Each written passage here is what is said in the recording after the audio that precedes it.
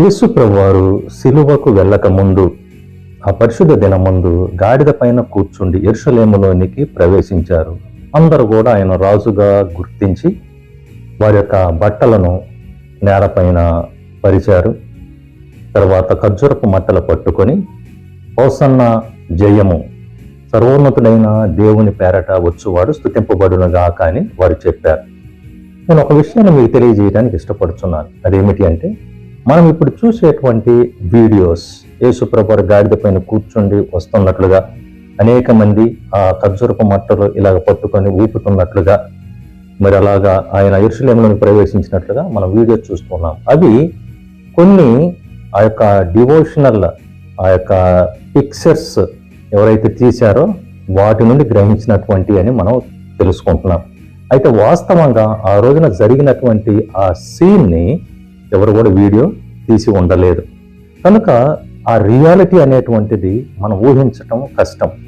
ప్రతి ఒక్కరు, చిన్నపిల్లలు, యవనస్తులు, స్త్రీలు, పురుషులు అందరూ కూడా ఆ రక్షకుడు అలాగా గాడిద పైన కూర్చుండి సమాధానముగా వారి యొద్దకు వస్తూ ఉన్నప్పుడు ప్రతి ఒక్కరు కూడా ఆయన వైపు చూస్తూ ఉన్నారు. ఆయన పట్ల నమ్మకం కలిగి ఉన్నారు. ఆయనను గణపరచాలన్నటువంటి ఆ హృదయం, ఆ మనస్సు కలిగి ఉండి ప్రతి ఒక్కరు కూడా ఆయన గణపరచడంలో నిమగ్నమయ్యారు.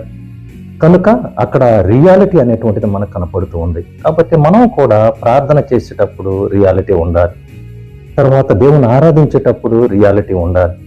దేవుని మహిమపరచాలి, దేవుని గణపరచాలి అన్న విషయాలలో మనం ఆసక్తి అనేటువంటిది కలిగి ఉండాలి. జీవిత అనుభవంలో నుండి వచ్చేటువంటి విషయాలుగా ఉండాలి. వ్యక్తిగతంగా పర్సనల్ ఇంట్రెస్ట్ అనేటువంటిది ఖచ్చితంగా ఉండి తీరాలి. అలా ఉండాలి అంటే ఆయనను ఎరిగిన అనుభవం అనేటువంటిది ఖచ్చితంగా ఉండాలి. కనుక చిన్నపిల్లలు ఆ విధంగా దేవుని స్తుతిస్తూ ఉంటే అందరూ కూడా వీరిని మౌనంగా ఉండమని చెప్పండి అన్నప్పుడు యేసు ప్రభువు ఒక మాట చెప్పారు, వీరు మౌనంగా ఉంటే రాళ్ళు కేకలు వేస్తాయని. కనుక దేవుని ఎరిగినటువంటి వారు మౌనంగా ఉంటే ఏమైనా రాళ్ళు కూడా కేకలు వేసి దేవుణ్ణి స్తుతిస్తాయి. కాబట్టి ఆయన ఆత్మతో సత్యంతో ఆరాధించండి, ఆయనకు నిజముగా మొరపెట్టండి, ప్రార్థన చేయండి. ఖచ్చితంగా ఆయన ప్రార్థన వింటారు.